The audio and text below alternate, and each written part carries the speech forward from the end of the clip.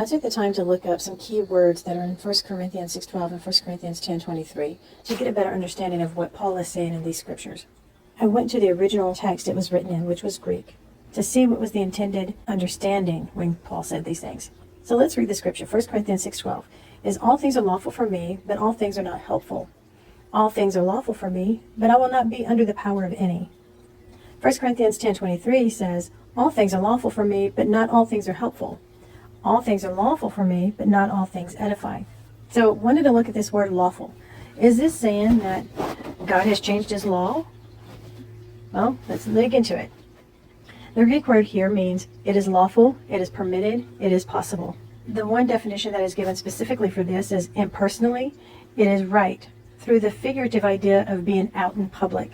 Out in public meaning what is socially acceptable, which does not necessarily reflect that which is acceptable by God. Here it doesn't indicate that God has changed his law, but we're going to dive into this more in a little bit. So let's move on to helpful. Here, the Greek word in helpful means to bring together, to be profitable, to be advantageous, to benefit. And the four definitions given here are to bring together, which is contribute. Literally is to collect. Figuratively means to contribute to. And number 4 is especially. Neuter participle as a noun means to bestow an advantage.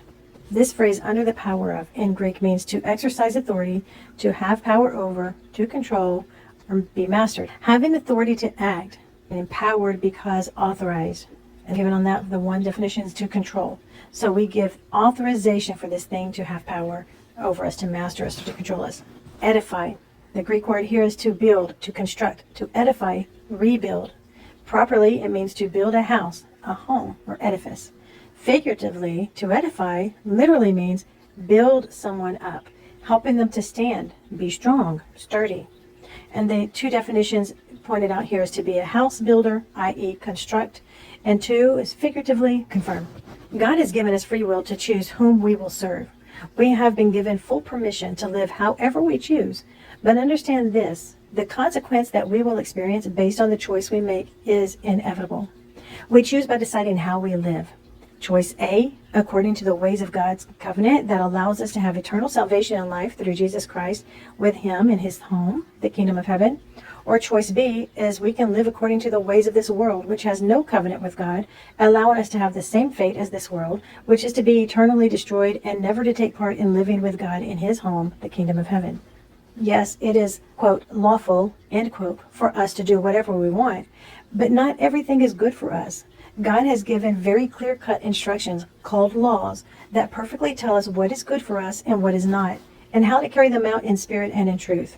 He took it a step further and said those who love him will keep those laws.